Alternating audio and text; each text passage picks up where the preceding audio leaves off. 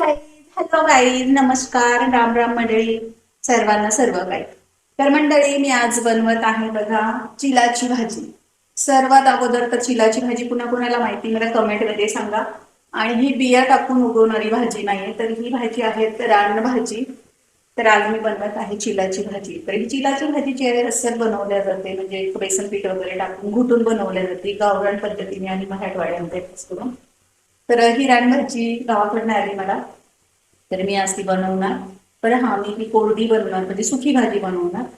तर आता सध्या तर ती मी परतायला टाकली आहे बघा आमच्याच पाण्यामध्ये. ती छानपैकी परतली आता. आणि कलर बघा तिचा, ती गाढ हिरवा आहे मस्त, असं विकतच्या भाजीचं येत नाही. तर ही भाजी मी छानपैकी बनवणार, शेंगदाण्याचं वगैरे कूट टाकून कोरडी, आणि तुम्हाला खाऊन पण दाखवणार शेवटला कशी बनते.